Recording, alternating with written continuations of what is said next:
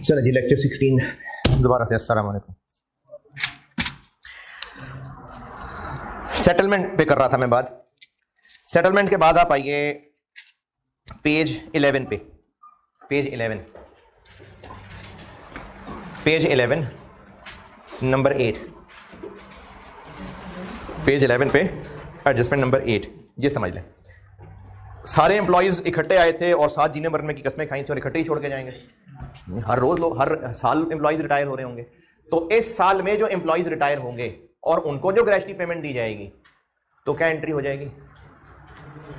Liability खत्म, debit. और कहां से निकाल के पैसे दें उनको? प्लान एसेट्स से। तो liability debit, plan assets credit. ये एडजस्टमेंट नंबर 8 है कि इस साल जो एम्प्लॉयज रिटायर हुए उनको जो पैसे दिए तो हमारी लायबिलिटी कम हो गई, लायबिलिटी डेबिट, और प्लान एसेट्स में से निकाल के पैसे दे दिए, प्लान एसेट्स क्रेडिट। अरे वो तो प्रेजेंट अलग कर रहे हैं ना, अकाउंट तो दोनों अलग अलग है ना। प्लांट का अकाउंट, एक्यूमुलेटेड डिडक्शन का अकाउंट, दोनों अलग अलग होते हैं। उनके बैलेंस करते प्रेजेंट नेट करके हैं, अकाउंट तो दोनों अलग अलग होते हैं। तो इसलिए ये लायबिलिटी का अकाउंट अलग अकाउंट है, प्लान एसेट्स का अलग अकाउंट है। तो प्लान एसेट्स में से निकाल के पैसे दे देंगे, वो क्रेडिट और लायबिलिटी डेबिट होगी। होगी इंशाल्लाह होगी, नहीं होगी तो अपना अपना कैश क्रेडिट। Adjustment 8 done. इसमें डिफरेंस नहीं, जितने पैसे दे रहे हैं उतने से लायबिलिटी डेबिट, उतने से प्लान एसेट्स क्रेडिट। ये सेटलमेंट नहीं हो रही। सेटलमेंट और चीज थी, वो खत्म हो गई। ये तो जाने वाले को पैसे दे रहे हैं, लाफिज कर रहे हैं, पैसे दे रहे हैं। तो लायबिलिटी डेबिट और प्लान एसेट्स क्रेडिट।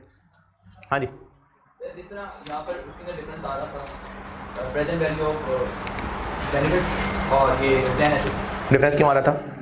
अच्छा, हाँ, जो पैसे उसको दे रहे होंगे वापस, तो तभी हमारा गेन लॉस होगा। जितने पैसे दे रहे हैं plan assets credit, liability debit. वो तो पैसे हमारे प्लान एसेट्स होंगे ना, बाकी बच कितने गए वो अलग इशू है। जितने पैसे दे रहे हैं liability debit, plan assets credit. Plan assets में कितने बचे रह गए अलग इशू है। Liability debit, plan assets credit. बच गए या हमने और दिए, जितने पैसे दे रहे हैं एम्प्लॉय को, लायबिलिटी डेबिट उतने से ही, प्लान एसेट्स उतने से ही क्रेडिट।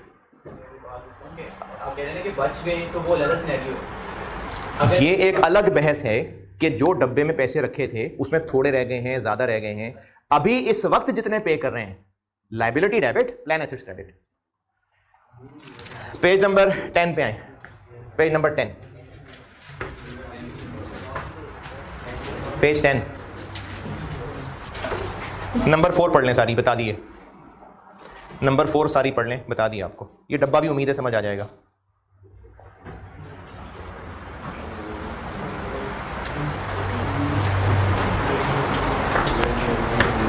पेज 10 पे इंटरेस्ट कॉस्ट सारी पढ़ लें। पेज 10 पे इंटरेस्ट कॉस्ट सारी पढ़ लें।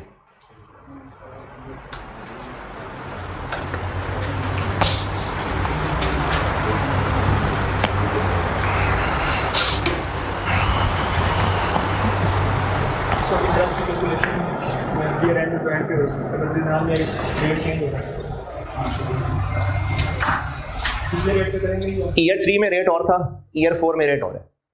ये किस पे डिस्काउंटेड है? ये ईयर 4 में रेट और है, 3 में और था। ये किस पे डिस्काउंटेड है? ये 4 वाले पे। ये 3 वाले पे डिस्काउंटेड था ना। जिस पे ये डिस्काउंटेड था उसी के ऊपर उसको इंटरेस्ट लगा के 1 साल आगे बढ़ाएंगे। ये लिखा हुआ मैंने। नॉर्मली वो सारा कुछ ईयर एंड पे ही हो रहा होता है, लेकिन अगर उसने कैलकुलेशन डालनी हुई तो लायबिलिटी अगर ईयर मिड में पे हो रही है तो पहले 6 महीने की इंटरेस्ट की कैलकुलेशन और है, अगले 6 महीने की और है। लेकिन नॉर्मली ये सारे काम ईयर एंड पे हो रहे होते हैं, इसलिए ओपनिंग के ऊपर interest, interest cost.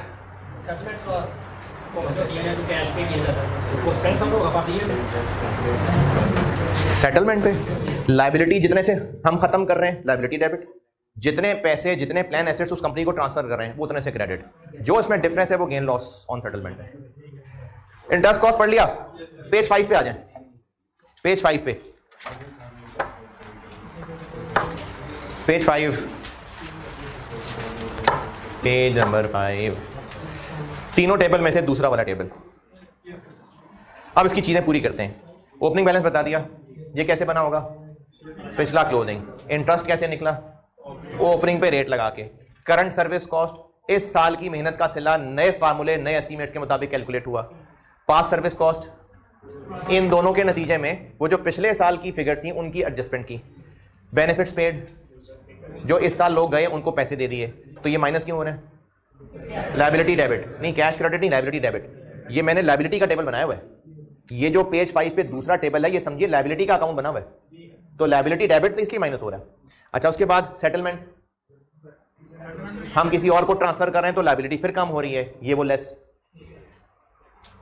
Last line, जो इस साल की अब तक की मेहनत का सिला नए एस्टीमेट्स पे कैलकुलेटेड, इस कॉलम का जब बैलेंस करेंगे तो वो बैलेंस गेन या लॉस आएगा। क्यों आएगा? अगर बाकी चीजों को फिलहाल छोड़ भी दें, सिर्फ इनकी बात कर लें, तो ये दोनों किस पे कैलकुलेटेड है? नया फार्मूला नहीं, फार्मूला तो पास सर्विस कॉस्ट के नाम से एडजस्ट कर दिया, ये नए एस्टीमेट्स के मुताबिक, और ये तो अगर इनमें फर्क आ रहा है तो फर्क क्यों आ रहा है? एस्टीमेट्स बदल गए, और उन एस्टीमेट्स को नाम दिया था एक्चुरियल अजम्पशंस, ये जो भी पेज 8 पे पढ़ाया था आपको। तो अगर इसमें कोई बैलेंस आ रहा है, कोई डिफरेंस आ रहा है, तो वो अजम्पशंस चेंज की वजह से आ रहा है, क्योंकि ये दोनों फिगर्स ईयर एंड की नई अजम्पशंस के मुताबिक कैलकुलेटेड है और वो पिछले साल की अजम्पशंस पे कैलकुलेटेड है। तो जो डिफरेंस आएगा वो अजम्पशंस चेंज की वजह से है, उसको एक्चुरियल गेन या एक्चुरियल लॉस कहते हैं। गेन किस सूरत में होगा? जब इसमें बैलेंसिंग फिगर पॉजिटिव आ रही होगी, नेगेटिव आ रही होगी? क्योंकि अगर बैलेंसिंग फिगर पॉजिटिव आ रही है इसका मतलब लायबिलिटी और बन रही है, तो लॉस है। बैलेंसिंग फिगर नेगेटिव आ रही है मतलब जान बच रही है, तो वो गेन है। तो साथ मैंने ब्रैकेट भी लगाया हुआ है कि अगर बैलेंसिंग फिगर नेगेटिव आई तो वो एक्चुरियल गेन होता है, और अगर बैलेंसिंग फिगर पॉजिटिव आई तो वो एक्चुरियल लॉस होता है। अब ये जो गेन और लॉस है, ये गेन और लॉस P&L में नहीं जाएगा, ये OCI में जाएगा। OCI, अदर कम्प्रिहेंसिव इनकम, ये क्या भला होती? ये पैट के नीचे ये वो गेन लॉस हैं जिनका P&L में आना मना होता है, तो ये अदर कम्प्रिहेंसिव इनकम में जाएगा। तो ये है गेन और लॉस, जैसे रिवैल्यूएशन गेन लॉस होता है, तो ये है गेन और लॉस, लेकिन ये OCI में जाएगा। ये हो गई सारी की सारी present value of defined benefit obligation की मूवमेंट, और उसमें जो जो चीजें थी वो सारी एक एक करके बता दें। P&L में क्यों जाना चाहिए? एक्चुअली सारी अजम्पशंस है ना, तो इनका कम ज्यादा होना P&L को अफेक्ट नहीं करने दे रहे, यानी इनकम स्टेटमेंट के फेस पे इसको अफेक्ट अच्छा नहीं समझ रहे, क्योंकि एम्प्लॉय की सर्विस का रिवॉर्ड या नहीं, ये अजम्पशंस की चेंज है। तो इन अजम्पशंस की चेंज को P&L को हिट करने की बजाय IS वाले कहते हैं इसको OCI में रखो, बारों बार चाहे रिटेन अर्निंग में डाल दो, इनकम स्टेटमेंट के फेस पे आप इसको एक्सपेंस ना कहें, बारों बार रिटेन अर्निंग में ले जाएं, फेस पे इसको गेन लॉस ना कहें। तो ये जो एक्चुरियल गेन लॉस है ये P&L में नहीं आएगा, ये OCI में जाएगा। ये हो गई लायबिलिटी वाली सारी चीजें, लायबिलिटी वाली सारी चीजें डन। अब इसमें से आपको सवाल में क्या करना होगा, ये प्लान एसेट्स वाली बात पूरी कर लो, फिर सवाल पे आ जाता हूं, वो बहुत ही आसान होगा जी।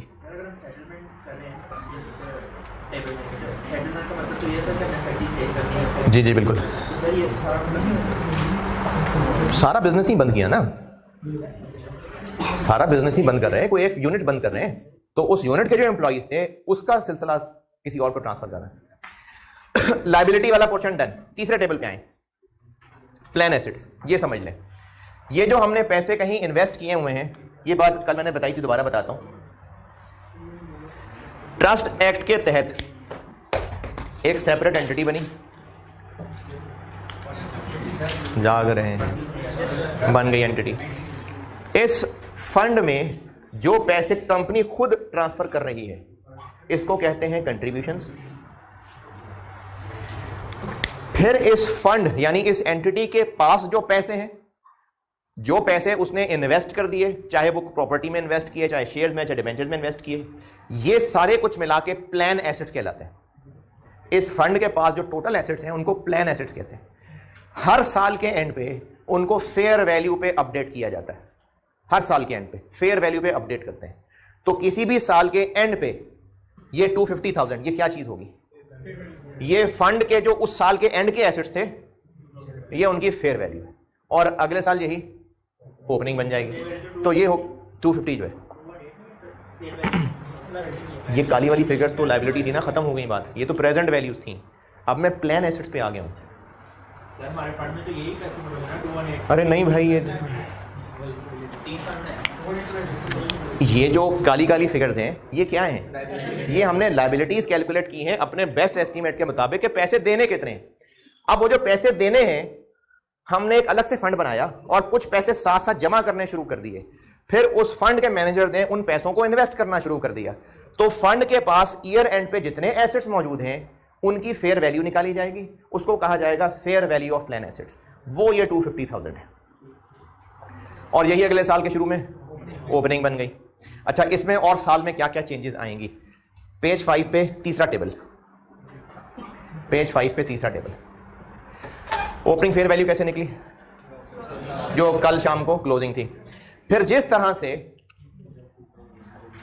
इसको एक साल आगे बढ़ाने के लिए ये क्या करते हैं, तो इसके साथ मैचिंग करने के लिए सेम रेट यूज करते हुए ओपनिंग फेयर वैल्यू पे भी रेट लगा के उसको इंटरेस्ट इनकम कह देते हैं। सेम रेट जो लायबिलिटी में लिया था, सेम जो रेट लायबिलिटी पे लगाया था इधर, और ये कौन सा रेट था जो पिछले साल पे एज अ डिस्काउंट रेट इस्तेमाल हुआ था, उसी रेट को इधर ओपनिंग पे रेट लगा के इंटरेस्ट कॉस्ट कहा और उसी रेट को opening fair value of plan assets पे लगा के इंटरेस्ट इनकम कह देंगे। ये इस टेबल की होगी दूसरी लाइन। और ये दूसरी लाइन क्या है, एक उंगली पेज पे रख लें और आप आगे पेज खोल लें, पेज 11 के टॉप, ये पढ़ लें, पेज 11 का टॉप, इंटरेस्ट इनकम।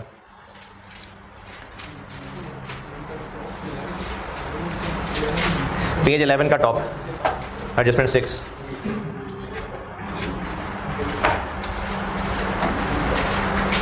हाँ जी, ओपनिंग के ऊपर वही वाला डिस्काउंट रेट जो लायबिलिटी पे लगाया, वही वाला उस पे रेट लगाएंगे और वही डब्बा जो मैंने लायबिलिटी में लिखा था वही डब्बा यहां भी लिख दिया कि अगर दरमियान में कुछ चेंजेस किसी डेट के साथ बताइए तो महीनों का ख्याल रख लेंगे, वरना ओपनिंग पे स्ट्रेट फॉरवर्ड रेट लग जाएगा।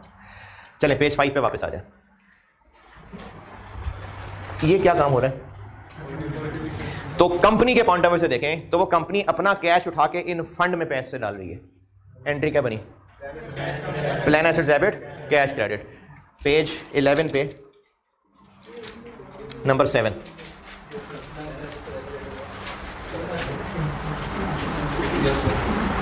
Page 11 number 7। ओके, चले पेज 5 पे वापस। जो लोग रिटायर होके जा रहे होंगे उनको पैसे देंगे, तो liability debit, plan assets credit, ये है वो जो बेनिफिट्स पेड लेस हुआ है। पेज 5 पे बेनिफिट पेड लेस हुआ है और ये मैं पहले आपको उधर करा चुका। अच्छा, उसके नीचे सेटलमेंट, ये भी बता चुका। जब एक फैक्ट्री बंद कर रहे हैं, बेच रहे हैं और उसके सारा हिसाब किताब किसी दूसरी कंपनी को बेच रहे हैं, तो जितने प्लान एसेट्स उसके हवाले कर रहे हैं वो यहां से लेस हो गए, वो अलग कैश क्रेडिट है। इनमें से जितने उनके हवाले कर रहे हैं वो प्लान एसेट्स क्रेडिट, जितने और पैसे हम दे रहे हैं वो अपना कैश क्रेडिट, वो P&L में, वो P&L में। हमने जो अपनी 65 लोगों की जिम्मेदारी अपने से शिफ्ट की, लायबिलिटी डेबिट लेट से 1.5 लाख, उस कंपनी ने कहा कि आप इनमें से हमें इतनी इन्वेस्टमेंट्स दे दें। वो हमारी बुक्स में आ रही थी 1,10,000 की। उन्होंने कहा नहीं, अभी भी थोड़े हैं, आप हमें ऐसा करें 25,000 कैश भी दें। अब इसमें इधर 15,000 आ रहा है, ये गेन ऑन सेटलमेंट। सेटलमेंट की कॉस्ट कौन सी? उस फैक्ट्री जिसको हम बेच रहे हैं उसमें जो 65 लोग थे उनकी जो अब तक हमने लायबिलिटी बना के रखी थी, अब हमारी तरफ से वो लायबिलिटी खत्म, ये वो डेबिट जो हमारी बुक्स में उसकी वैल्यू आ रही थी। उस दूसरी कंपनी से जो मामला तय हुए कि इतनी इन्वेस्टमेंट हमें दे दें, इतने डिवेंचर दे दें, इतने पैसे दे दें, वो क्रेडिट। और इस पे जो भी डिफरेंस है, इधर आया तो लॉस है, इधर आया तो गेन, तो लॉस आ जाएगा। जो हमारे पास पैसे जो हमें बचेंगे वो फंड से तो निकल जाएंगे, फिर हमारे तो प्लान एसेट्स किया ना क्रेडिट मैंने। अगर यही 160,000 होता तो 10,000 ले सरकार, ये ले अभी ये 160 हो गया, अब आगे क्या करो? 10,000 का बैलेंस आ रहा है। बैलेंस कहाँ आ रहा है? एंट्री में बैलेंसिंग फिगर, वो लॉस है, लॉस ऑन सेटलमेंट। 150,000 की है लेकिन प्लान एसेट हमारा 160,000, तो 10,000 का गेन आ रहा है। गेन कहाँ से आ गया? प्लान एसेट की वैल्यू 160 है, लायबिलिटी जो हमने पे करी है वो 150 है। अच्छा, तो 10,000 का गेन आ रहा है। हमारे 1500 एम्प्लॉइज हैं, तो 1500 चले जाते हैं। नहीं गए ना, कंपनी हम बंद नहीं कर रहे भाई, कंपनी में बहुत सारे एम्प्लॉइज हैं, एक सेगमेंट हम खत्म कर रहे हैं। तो अगर वो एक सेकंड के लेवल से कैलकुलेशन करें तो मैं वही बता रहा हूँ ना, उस एक फैक्ट्री में जितने मुलाजिम थे उनकी हमारी बुक्स में लायबिलिटी इतनी बनी हुई थी, वो लायबिलिटी डेबिट, जिस कंपनी को वो फैक्ट्री बेच रहे हैं उनसे ये सेटलमेंट तय हुई कि आप हमें इतनी अमाउंट की इन्वेस्टमेंट हमारे हवाले कर दें, वो 160 आपने कहा, सारे प्लान एसेट्स उठा के नहीं दे दिए।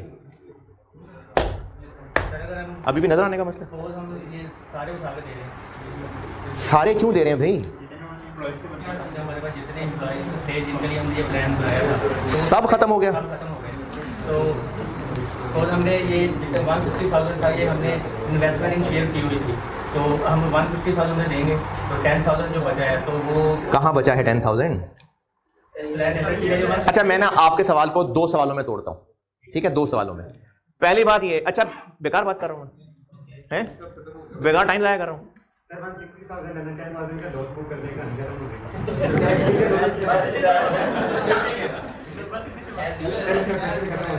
यार क्यों इतने बेकार सवाल करते हो यार, आवाम तंग हो रही है। सर उसकी समझ से आगे का सवाल है। अच्छा अच्छा, नहीं मजाक कर, सेंसर करो यार, नहीं नहीं।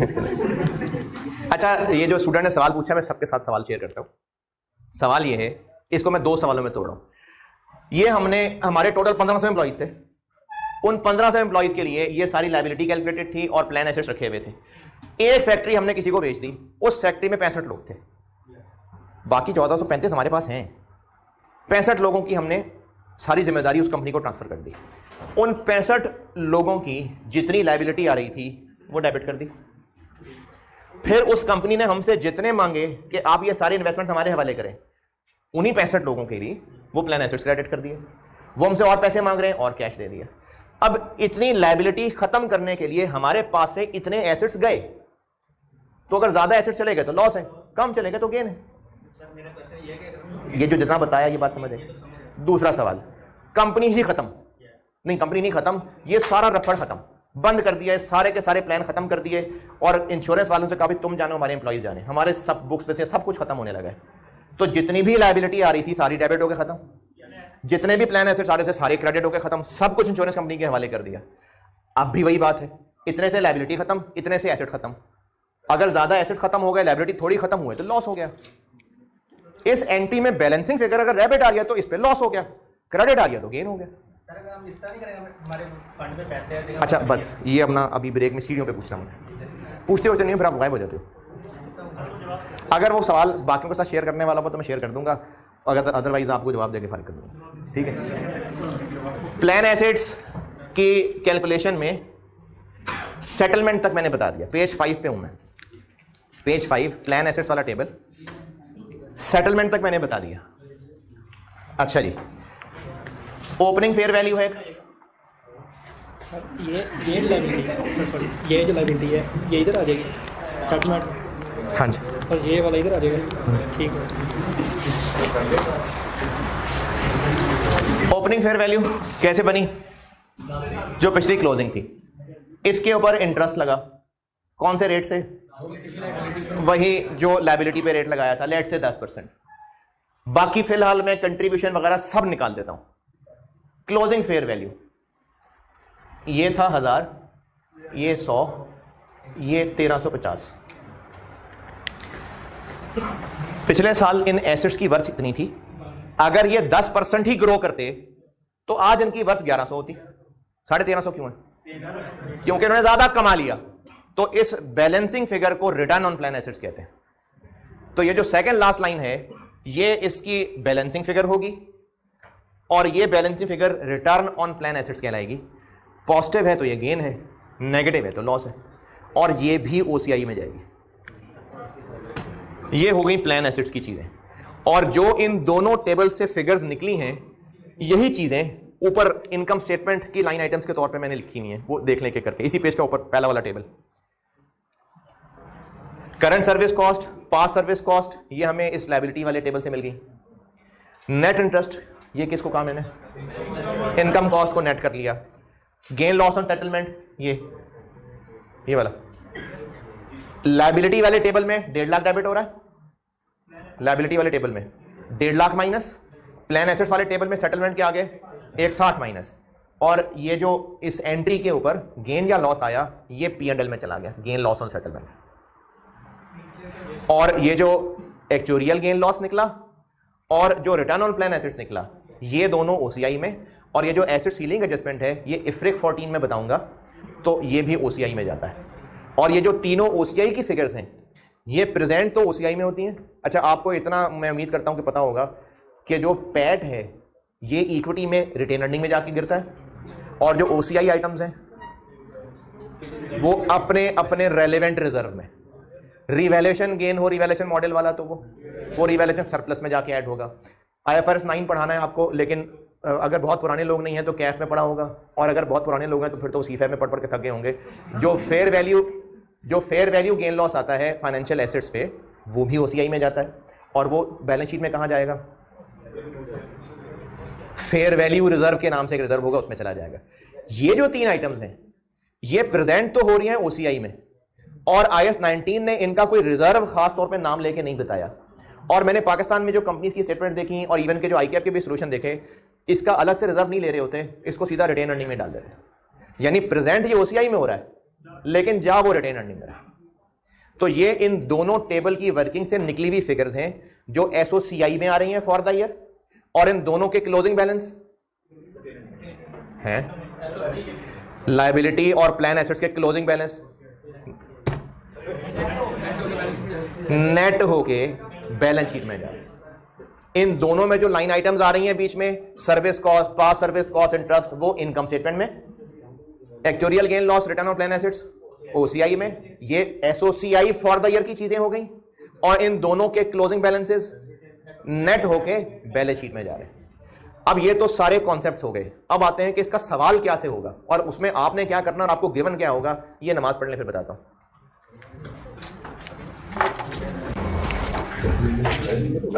अच्छा, मतलब मैं चीजें समेट लूं ताकि बीच में कुछ रही हैं तो वो पूरी कर लूं। पेज 4 के एंड से, पेज 4 का एंड, चैप्टर में पेज 4, बैलेंस शीट की फिगर बता दी, और इसमें एसेट सीलिंग एडजस्टमेंट अभी नहीं समझाई, वो इफ्रिक 14 में समझाऊंगा। पेज 5 SOCI में क्या क्या जाएगा ये सारा बता दिया। अभी सवाल करते हैं तो वो न्यूमेरिकली सामने फिगर्स आ जाएंगी। फिर नोट्स में एक PV ऑफ डिफाइंड ऑब्लिगेशन, इसकी रिकंसिलेशन होती है, और एक fair value of plan assets की रिकंसिलेशन होती है। ये भी सारी आइटम डिस्कस कर ली। फिर इस पेज पे नीचे पॉइंट 1-2 हैं कर लिए, अगले पेज पे एग्जांपल डन। फिर उसके बाद पेज 6 पे पॉइंट 3, 4, अगले पेज पे पॉइंट 5, ये मैंने अभी नहीं बताया। पेज 8.6 बता दिया। पेज 9 एक चार्ट बनाया है वो नहीं बताया, बाकी पास सर्विस कॉस्ट भी बता दी, सेटलमेंट भी बता दी। और पेज नंबर 10 ये सेटलमेंट वाली बात भी पूरी हो गई, इंटरेस्ट कॉस्ट भी हो गई। 5 fair value of plan assets. Point number 1, जो एसेट्स कैश की शक्ल में हो सकते हैं, इन्वेस्टमेंट्स की शक्ल में हो सकते हैं, हमने इन जिम्मेदारियों को पूरा करने के लिए जो फंड में जमा किए हैं उनको प्लान एसेट्स कहते हैं। पॉइंट 2, हर साल के एंड पे fair value of plan assets निकलेगी, ये भी बता दिया। पॉइंट 3, अगर नोट्स सवाल में टेस्ट हो गए, पुराने साल में कभी हुए हैं, बहुत पहले 2012 में, 13 में, इस तरह हुए हैं नोट्स टेस्ट, अब नहीं होते लेकिन तब हुए हैं। तो अगर नोट्स टेस्ट हुए इसके, तो एक तो वो 2 रिकंसिलेशन है नोट्स में। कौन सी 2 रिकंसिलेशन? तो 2 टेबल्स हैं। इसके अलावा fair value of plan assets का ब्रेकअप बताना है कि इसमें कैश कितना है, बाकी इन्वेस्टमेंट्स कितनी हैं, प्रॉपर्टी में कितना इन्वेस्ट किया हुआ है, इक्विटी में कितना इन्वेस्ट किया हुआ है, वो सब ब्रेकअप बताना होता है। ये पॉइंट 3 में बताया हुआ है मैंने। पेज 10 पे plan assets.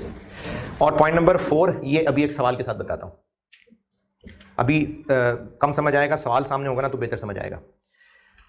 Page 11 interest income done, contribution done, benefits paid done, remeasurement point 1 भी डन, पॉइंट 2 भी डन।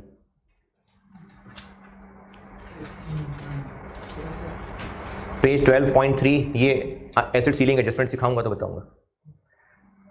तो डिफाइंड बेनिफिट प्लान सवाल की हद तक कंप्लीट कर लिया। अब करते हैं इसकी एग्जाम प्रैक्टिस। पहले आइए प्रैक्टिस क्वेश्चन 5 पे। Practice question 5।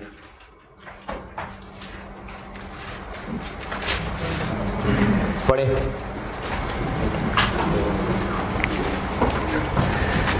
अच्छा, अभी यहाँ वो है नहीं मल्टीमीडिया। प्रैक्टिस क्वेश्चन में ज़बानी डिस्कस करूँगा, 5 पेपर का सवाल बोर्ड पे कर दूँगा, ठीक है। ये प्रैक्टिस क्वेश्चन 5, 6 जो है ना, ये मैंने ACC के एक सवाल उठाए हैं, ये P2 का पेपर होता था, ये मैंने उसके सवाल उठाए हैं। तो प्रैक्टिस क्वेश्चन 5 पढ़ लें, मैं ज़बानी कर रहा हूँ डिस्कस, सवाल पढ़ लें आप।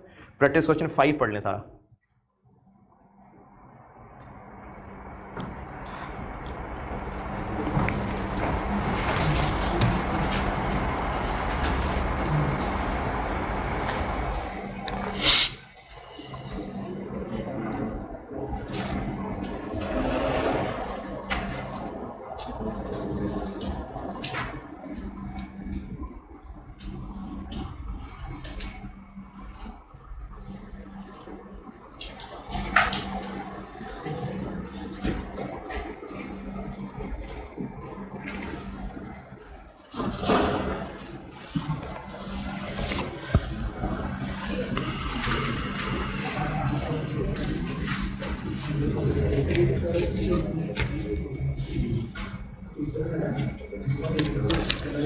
हाँ जी, अगर प्लान ए ही पढ़ लिया भी तो काफ़ी है।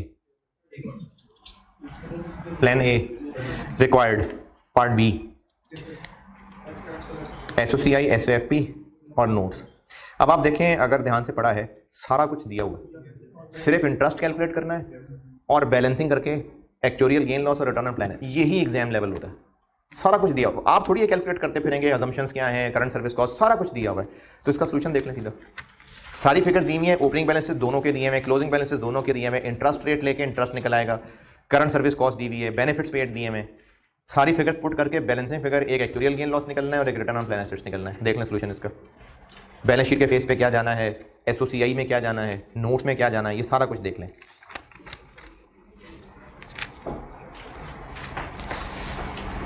क्वेश्चन 5 का सोल्यूशन 20 सारा देख लें अच्छी तरह।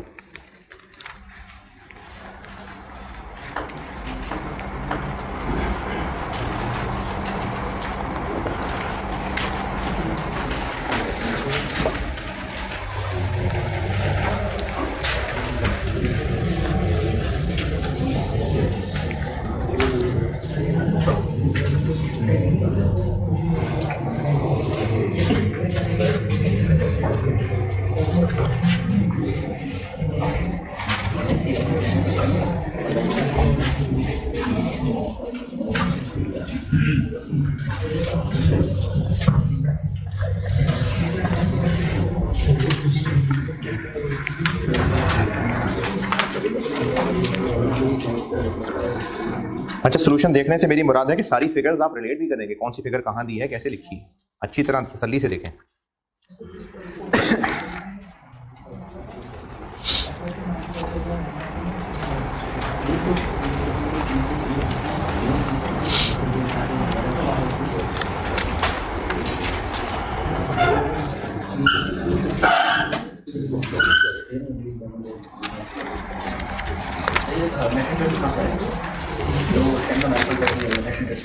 जो दोनों अलग अलग रिकंसिलिएशंस बनाई हैं,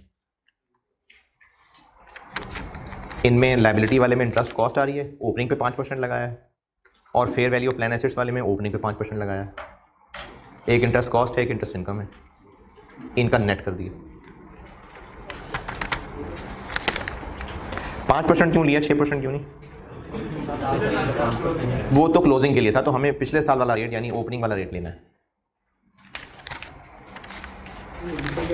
है जी। ये वही एक्चुरियल गेन लॉस और रिटर्न ऑन प्लान एसेट्स, ये नोट से निकला हुआ है ना, रिकंसिलिएशन से निकली है दोनों फिगर्स। एक से 29 का लॉस निकला है और एक से 27.5 का गेन निकला है, वो नेट करके 1.5 का लॉस बन गया। हाँ, 1.5 का लॉस बन गया OCI में। वो तो बैलेंस शीट में रिटेन अर्निंग्स के में अंदर जाएगा ना, हमें रिटेन अर्निंग का बैलेंस तो नहीं पता, तो हम बैलेंस शीट में रिटेन अर्निंग का बैलेंस नहीं दिखा सकते। हाँ, जैसे अगर जैसे आगे चेंजेस इन इक्विटी के भी सवाल हैं, तो उनमें अगर ये मिक्स होता तो इसको हम रिटेन अर्निंग वाले कॉलम में लिखते।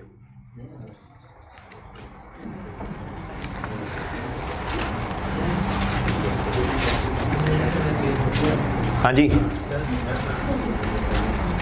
कोई मुश्किल कैलकुलेशन में, ये लिटरली एग्जाम लेवल यही है IS 19 का।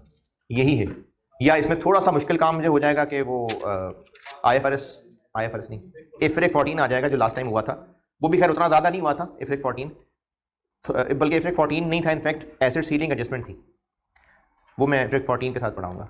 तो ये एग्जाम लेवल ही है। प्लान ए में कोई चीज़ पूछनी हो, प्लान बी भी पढ़ लें, प्लान बी भी पढ़ लें और उसका सोल्यूशन भी देख लें।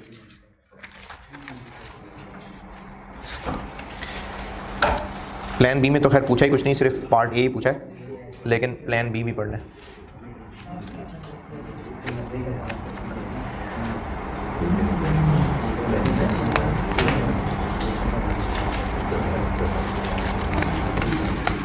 इसमें सारी एम्प्लॉय कॉस्ट क्या आती है?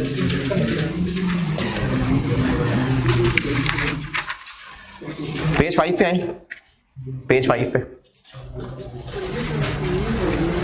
पेज 5, पेज 5 के टॉप पे जो टेबल बना हुआ है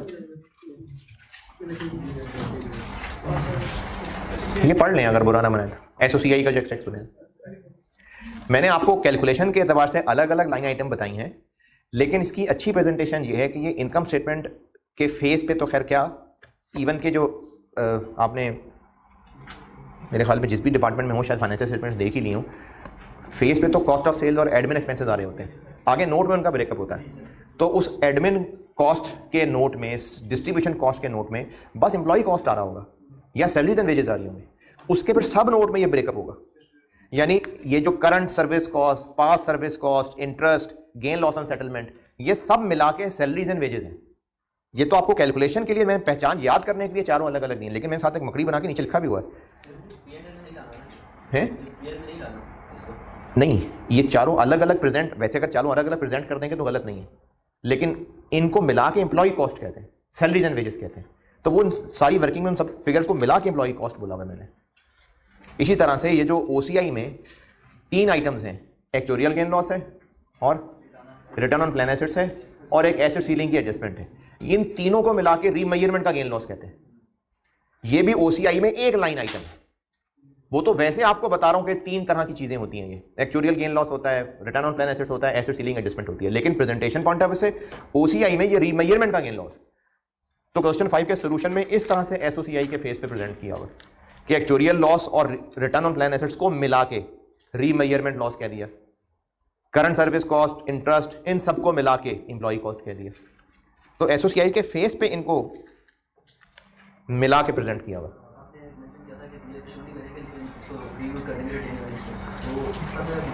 नहीं, वो तो उस OCI का था।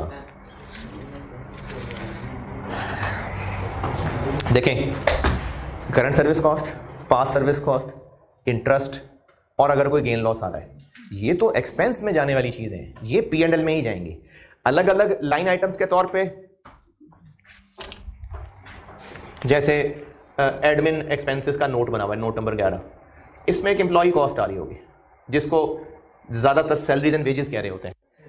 ये तीनों की, चारों की मिला के फिगर लिखी होगी।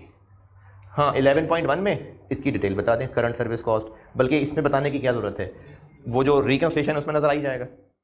तो ये चीजें नहीं मैंने कहा था कि ये OCI में जानी है, ये तो एक्सपेंस है। जो मैंने एक्चुरियल गेन लॉस कहा है और रिटर्न ऑन प्लान एसेट्स कहा है, और तीसरी चीज जो भी पढ़ाई नहीं है, एडजस्टमेंट सीलिंग, एसेट सीलिंग की, ये तीनों है जो OCI में जानी है, जिनको रीमेजरमेंट गेन लॉस कहते हैं। इसीलिए कहा है क्वेश्चन 5 का अच्छी तरह तसल्ली से देखें सोल्यूशन, कोई जरा सी भी परेशानी है तो पूछें। क्वेश्चन 5 के सोल्यूशन की एक एक लाइन आइटम, उसकी प्रेजेंटेशन देखिए, उसमें कोई एतराज है तो पूछें।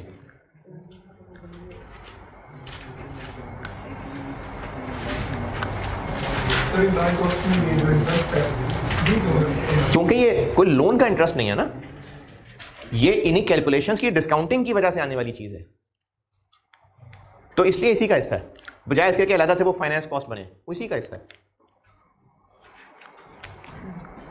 क्वेश्चन 5 के सोल्यूशन में और कोई सवाल?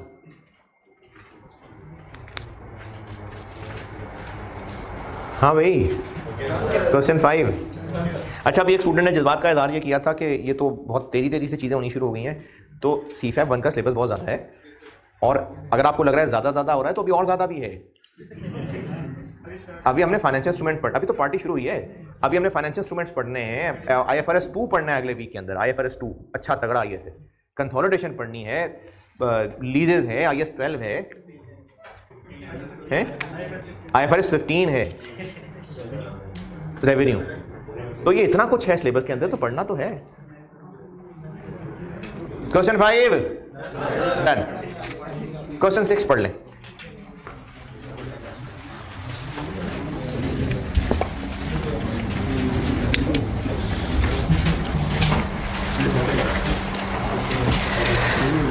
प्रैक्टिस क्वेश्चन 6 पढ़ लीजिए।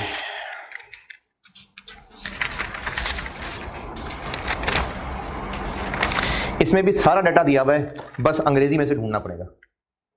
पहले स्ट्रेट फॉरवर्ड नाम लिख के दिया हुआ था, करंट सर्विस कॉस्ट, अब आपको अंग्रेजी में से पहचानना पड़ेगा। क्वेश्चन 6 भी पढ़े और ये भी ऐसा ही है, इसका भी सोल्यूशन देख लें।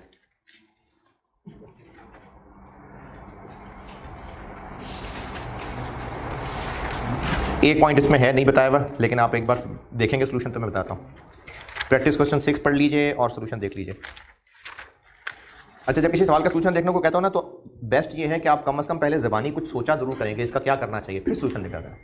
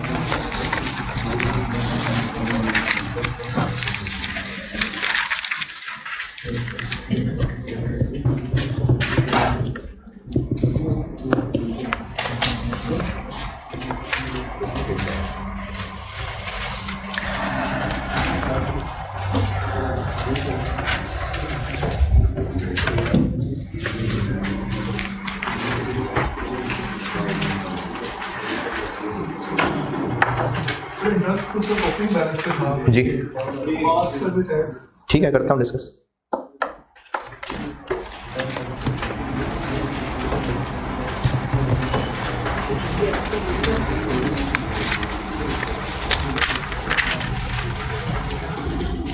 जी देख लिया तो मैं डिस्कस करूं, हैं समझ नहीं आ रही।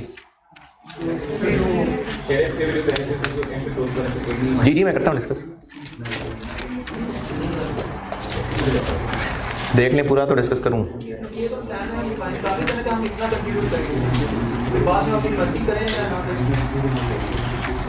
डिफाइंड बेनिफिट प्लान है और हमने पॉलिसी बना ली, तो कल को हम जरूरत लगेगी तो और भी कंट्रीब्यूट कर देंगे।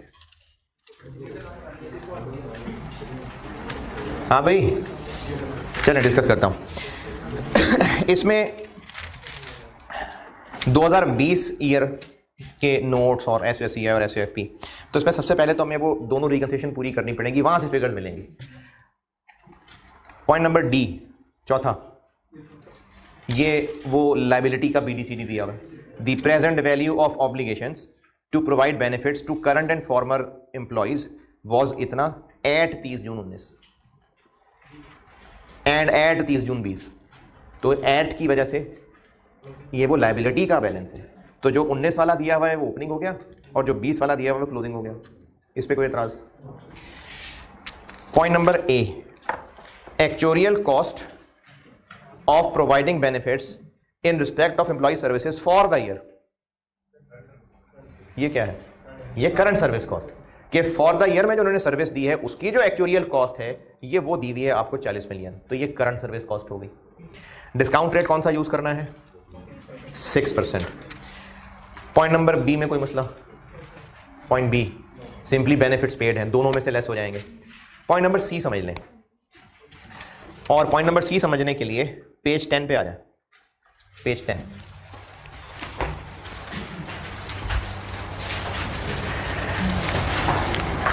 पेज 10 में आखिरी पॉइंट जो भी नहीं समझाया था, प्लान एसेट्स की ईयर एंड की फेयर वैल्यू क्या होगी?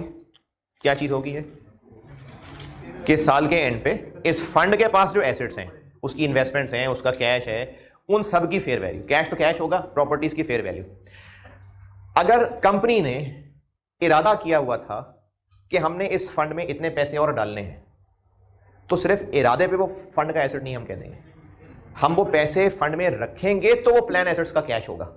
अगर अभी सिर्फ हमने इरादा किया हुआ है, बेशक फंड की नजर से देखें तो ये उसका एक रिसीवेबल है, लेकिन नहीं, अभी इस वक्त फंड के पास पैसे नहीं पहुंचे, तो सिर्फ हमारा इरादा कर लेने से वो फंड का एसेट नहीं बन जाएगा। सवाल में क्या किया हुआ है? सवाल में ये किया हुआ है कि आपको जो फंड के यानी प्लान एसेट के ईयर एंड की वैल्यू बताई हुई है, पॉइंट सी में हमने इरादा किया था, क्वेश्चन पे आगे, पॉइंट सी में हमने इरादा किया था, क्वेश्चन पॉइंट सी, कि इस साल हम 28 मिलियन की कंट्रीब्यूशंस फंड को देंगे, यानी पैसे कैश 28 मिलियन फंड में जमा करवाएंगे। अभी बस 20 करवाया है, तो 8 नहीं करवाया ना, तो सिर्फ हमारे वादे के ऊपर वो 8 प्लान एसेट्स का हिस्सा नहीं मिल जाएगा। लेकिन जो आपको पॉइंट नंबर ई में, पॉइंट ई में जो fair value of plan assets बताई हुई है, उसमें उन्होंने 8 मिलियन शामिल करके दिया हुआ है, लिखा हुआ है including the contributions owed by सेवेज है। अगर होगा इंशाल्लाह मेंशन, अगर ये पॉइंट टेस्ट किया होगा तो मेंशन होगा। तो इसमें जो 8 मिलियन शामिल है वो नहीं होना चाहिए प्लान एसेट्स का हिस्सा, तो इसलिए वो 8 माइनस किया हुआ। और यही बात मैंने उधर पेज नंबर 10 पे लिखी हुई है कि प्लान एसेट्स में उन कंट्रीब्यूशंस को नहीं शामिल कर देना जो हमने भी वादा किया लेकिन प्लान को दी नहीं है। लेकिन अगर प्लान यानी जो फंड है, उस फंड का भी तो कोई ऑफिस हो सकता है, प्रॉपर ऑफिस ना सही, कोई एक कमरा दिया हो सकता है, कुछ 4 एम्प्लॉइज हो सकते हैं उसकी अकाउंटिंग के, तो उनकी हो सकता है कोई सैलरी स्पेंडिंग हो, तो वो जो उस फंड के कोई एक्रूड एक्सपेंसेस हैं वो लेस कर देने। दोबारा देखें, प्लान एसेट्स ईयर एंड पे क्या फिगर है fair value of plan assets, कि जो फंड में ईयर एंड पे बचा हुआ कैश, उसकी इन्वेस्टमेंट्स, उसकी प्रॉपर्टी, उसकी फेयर वैल्यू है। तो अगर इस फंड ने अपना कोई खर्चा है जो भी पे नहीं किया, तो वो तो उसके कैश से क्रेडिट नहीं हुआ, लेकिन पे करना है उसने, वो माइनस करना है। ये पेज 10 का लास्ट पॉइंट कि प्लान एसेट्स में अगर आपको सवाल के अंदर ये वादे वाली कंट्रीब्यूशन दे दी है तो वो नहीं होनी चाहिए शामिल, जैसे क्वेश्चन में 8 थी वो निकाल दी। लेकिन अगर प्लान के अपने फंड के अपने कोई एक्रूड एक्सपेंसेस हैं, तो ये वही है ना जो पे नहीं किए हुए, एक्रूड एक्सपेंसेस, एक्रूड एक्सपेंसेस, तो वो प्लान एसेट्स में से करने हैं माइनस, क्योंकि वो तो पे कर ही देने हैं कल को। तो प्लान एसेट्स की जो फिगर है ईयर एंड की, उसमें उधार वाली कंट्रीब्यूशंस नहीं शामिल करनी, और उस फंड के अगर अपने कोई एक्सपेंसेस पेबल है वो लेस कर देने। तो ये इस तरह से आपको सवाल में एडजस्टमेंट टेस्ट हो सकती है, तो बताया ही होगा। जैसे हो सकता है ये सवाल के अंदर एक लाइन और लिखी होती कि फंड के कुछ 5 मिलियन के एक्रूड एक्सपेंसेस भी हैं, तो फिर वो भी लेस कर देते हैं। फंड इंटरनल है, इंटरनल फंड क्या होता है? मतलब अगर फॉर एग्जांपल किसी आउटसोर्स किया तो नहीं, फंड एक सेपरेट एंटिटी ही होती है, ट्रस्ट एक्ट के तहत बनी हुई सेपरेट एंटिटी होती है। हम नहीं कर रहे। देखें, हम ना फंड के एक्सपेंसेस को अपनी लायबिलिटी नहीं कह रहे। फंड एक सेपरेट एंटिटी है, उसके मुलाजमों की जो तनख्वाह जाती होगी वो फंड के कैश में से चली जाती होगी। हम सिर्फ फंड के ईयर एंड के बचे हुए एसेट्स की फेयर वैल्यू को अपने एसेट्स में ला रहे हैं। तो अगर फंड ने कुछ पैसे भी नहीं दिए हुए, उसके एक्रूड एक्सपेंसेस हैं, वो उनमें से लेस होगा। अब जो अमाउंट बचेगी उसको हम अपने fair value of plan assets कहेंगे। क्वेश्चन 6 में और एक मसला आपको पास सर्विस का होगा, वो है पॉइंट नंबर ई के नीचे वाला पैराग्राफ, ये समझ लें। क्वेश्चन 6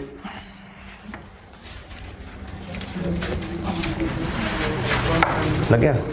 क्वेश्चन 6 लास्ट पैराग्राफ, ये समझ लीजिए। इस पूरे पैराग्राफ का मतलब है पास सर्विस कॉस्ट 125 है। पास सर्विस कॉस्ट का वर्ड नहीं है, लेकिन इस कहानी का मतलब है कि पास सर्विस कॉस्ट है, क्योंकि ड्यूरिंग द ईयर कंपनी ने प्लान अमेंड किया, जिसकी वजह से पेंशन के बेनिफिट्स बढ़ा दिए, उसकी जो एडजस्टमेंट कैलकुलेट की गई है वो 125 है। तो ये पास सर्विस कॉस्ट है। ये उसने कैसे कैलकुलेट किया सर?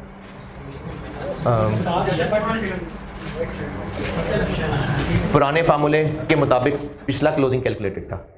अब उसको अगर नए फार्मूले पे अपडेट करेंगे तो जितना एक्स्ट्रा अमाउंट आएगी वो है 125 की अमाउंट गिवन है।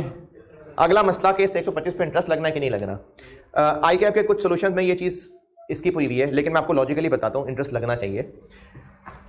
ओपनिंग बैलेंस क्या होगा, फिगर नहीं पूछ रहा, क्या चीज़ होगी ये जो पिछला क्लोजिंग था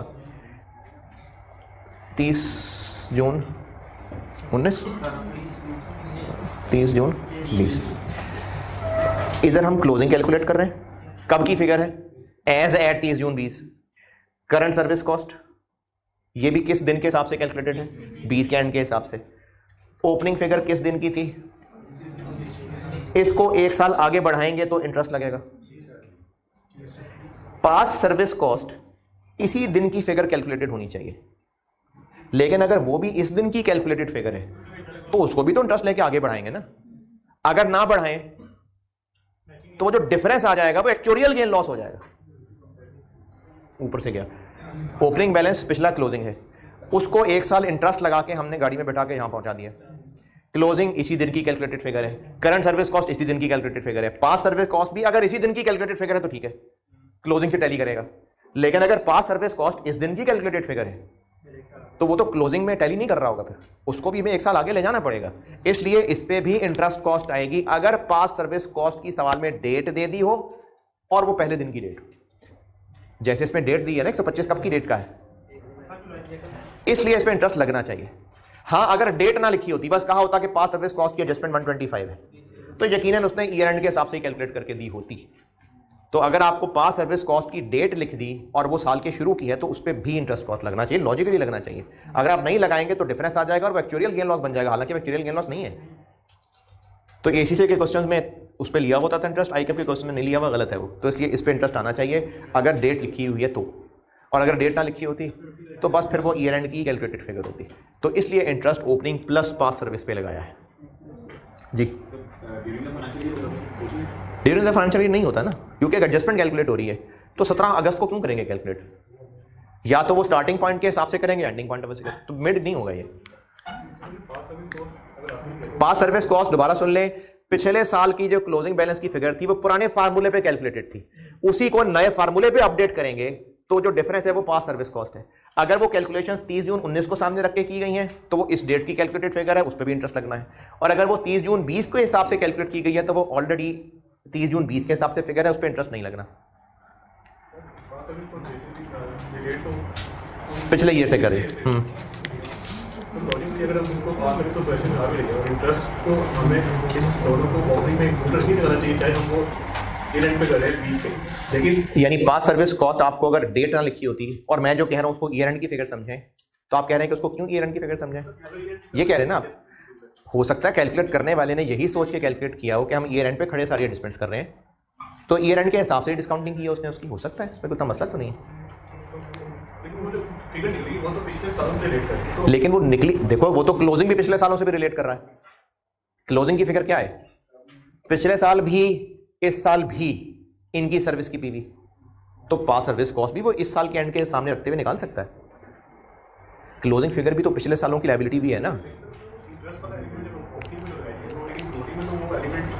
उसकी बात नहीं कर सकते, तो पास सर्विस तो वैसे निकाल रहा है, ठीक है, और ओपनिंग में भी वो लायबिलिटी पड़ी हुई, तो वो तो वैसे अगर वो एडजस्टमेंट्स ना तो वो तो उतनी ही पड़ी होती, तो उस पर इंटरेस्ट एक्चुअली लगना चाहिए। जब पास सर्विस कॉस्ट की कोई कैलकुलेशन करके दे रहा है, अगर वो इस चीज़ का मार्जिन रख के कैलकुलेट करके दे रहा है, मैंने ईयर एंड की निकाल दी, आपको फिगर यूज़ कर लो, तो मेहरबानी है उसकी, तो कैलकुलेट करके दे सकता है, वो कैलकुलेट करके दे सकता है भाई। तो अगर वो कैलकुलेट करके दे रहा है तो एज इट इज यूज़ कर लेंगे। लेकिन अगर वो कह रहा है कि मैंने 1 जुलाई 19 को सामने रखते हुए कैलकुलेट किया है, फिर उस पर भी इंटरेस्ट लगेगा। क्वेश्चन 6 में और आपने कुछ पूछना है तो कुछ जी। जो पास सर्विस कॉस्ट होती है लास्ट ईयर का क्लोजिंग पुराने फॉर्मूले और नए फॉर्मूले का डिफरेंस पास सर्विस कॉस्ट का। अच्छा ठीक है सर ये इतनी सी बात पढ़ के पता कैसे लग रहा है कि दोनों के डिफरेंस की बात कर रहे हैं, 125 जो है उन दोनों का डिफरेंस है। The actuaries computed that the present value of cost of these benefits, कौन से बेनिफिट्स? अगर ये नए फार्मूले पे निकली हुई फिगर होती या पुराने फार्मूले पे निकली हुई फिगर होती, यानी टोटल, तो वो तो 3000 मिलियन समथिंग है, सिर्फ 125 थोड़ी होगी। जो आपको इससे ऊपर वाले पॉइंट में दी हुई है, पॉइंट डी में 2900 मिलियन, 3100 मिलियन, तो वो 125 वो टोटल नई फिगर थोड़ी होगी, एडजस्टमेंट ही होगी। नॉर्मली पास सर्विस कॉस्ट होती है फॉर ईयर, जो हमने पिछले पेमेंट की थी। Past service cost for the year से क्या मुराद है? इसको फॉर द ईयर एक्सपेंस बनाएंगे। हाँ हाँ, एक्सपेंस सारा इसी साल में बनाएंगे, लेकिन होगी असल में वो पिछले साल तक की कैलकुलेशंस की फार्मूले चेंजेस की वजह से एडजस्टमेंट, लेकिन बनेगा एक्सपेंस इस साल वो। और पूछें क्वेश्चन 6 में जो पूछना है, पूछे घड़ी ना देखें, पूछें।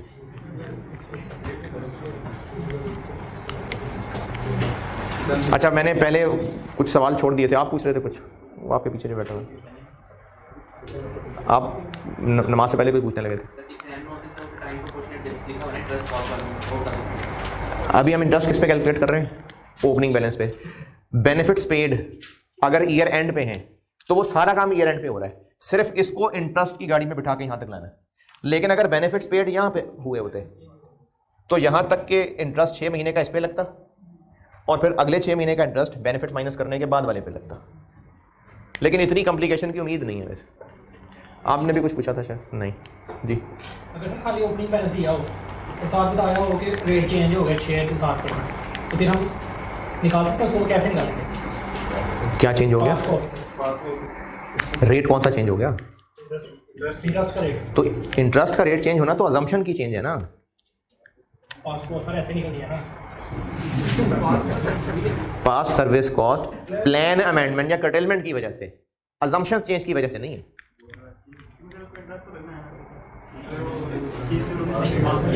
पास service cost interest rate change की वजह से नहीं है। पास सर्विस कॉस्ट प्लान का फार्मूला चेंज होने की वजह से। अजम्पशंस चेंज होने से जो भी फर्क पड़ेगा वो एक्चुअरियल गेन लॉस। क्वेश्चन 6 में और सवाल पूछे, खुल के पूछे, कोई मसला नहीं टाइम का, पूछे। हाँ जी वो तो बता दिया ना, उस पर करो बताना। 8 बजे, 8 बजे संडे। हाँ जी पहले क्वेश्चन 6 ओके करें। Question 6 done. अच्छा अब इसका एक पास पेपर का सवाल मैंने कराना था, वो मैं अगली क्लास में करा दूंगा, और फिर ये IAS 19 डन है। लेकिन वैसे तो आपने संडे तक कहाँ पढ़ा होना है, लेकिन अगर कोई पढ़ना चाहे पेज 6, 7 और 7.5, पेज 6 पे पॉइंट 3, पॉइंट 4 और अगले पेज का पॉइंट 5, ये मैंने सिर्फ IAS के कुछ पैराग्राफ नॉलेज के लिए रखे हैं, और इससे सिर्फ और सिर्फ ये कॉन्सेप्ट बताना मकसद था कि ये जो टोटल बेनिफिट एंड पे देना है, इसको एक्सपेंस कितने पीरियड पे बनाना है ओवर द सर्विस। इनमें ये डिस्कस किया हुआ है। इसको कहे तो मैं हस्बे तौफीक रहा हूं, लेकिन हो जाए तौफीक सबको तो अच्छी बात है, हो सकता है कोई इसका सवाल बन जाए, हो सकता है। इनमें ये डिस्कस किया हुआ है कि ओवर कौन सा सर्विस पीरियड, यानी अगर एक एम्प्लॉय ने टोटल 20 साल सर्विस करनी है तो क्या वो ग्रेजुटी उस पूरे 20 साल पे डिवाइड होनी है, या क्या पता उसमें से सिर्फ 5 पे होनी है। मैचिंग कॉन्सेप्ट पे बेस करते हुए ये इस 1.5 पेज में डिस्कस हुआ है, मिसालों के साथ डिस्कस हुआ है। ये मैंने IAS के ही पैराग्राफ उठाए, IAS की एग्जांपल्स उठाई हैं। इसमें सिर्फ इतना डिस्कस हुआ है कि उस ग्रेजुटी को हमने जो एक्सपेंस बनाना है ओवर द पीरियड, वो ओवर कौन सा पीरियड, सारी की सारी सर्विस या कुछ खास ईयर्स की सर्विस का वो रिवॉर्ड है। जैसे हो सकता है एम्प्लॉय ने टोटल 15 साल सर्विस की होती, लेकिन उसको कहा होता है ये जो आखिरी 5 साल है ना, इनका इनाम तुम्हें मिलना है, पहले 10 साल के अंदर छोड़ दिया तो कोई इनाम नहीं है, तो फिर वो आखिरी 5 साल के अंदर एक्सपेंस बनना चाहिए। इस तरह की चीजें इन 2 पेजेस में डिस्कस हुई है तो मेनली कॉन्सेप्ट के लिए, लेकिन हो सकता है इसके ऊपर कोई सवाल डिस्कशन का बन जाए, बना नहीं है लेकिन बन सकता है। तो इसलिए अगर आप इतवार तक पढ़ सकें इसको, जो अगली क्लास है, तो पढ़ें, डिस्कस कर लूंगा। नहीं पढ़ सके पढ़ना चाहते हुए तो मंडे की क्लास में डिस्कस कर लूंगा। लेकिन अब इसमें करने वाला मेरा काम यह है कि इसका एक पास पेपर का सवाल कराना है, पोस्ट एम्प्लॉयमेंट बेनिफिट खत्म, अदर लॉन्ग टर्म बेनिफिट्स में सिर्फ इतना कहना है कि पोस्ट एम्प्लॉयमेंट बेनिफिट जैसा होता है, खत्म, और टर्मिनेशन बेनिफिट में इतना कहना है कि I-37 की प्रोविजन जैसा होता है, खत्म। हाँ, तो इसका एक पास पेपर का सवाल कराऊंगा और उसके बाद ये बातें कह के तो I-17 क्लोज, फिर IFRIC 14 कराऊंगा अगली क्लास में। चले ठीक है, अल्लाह हाफिज़।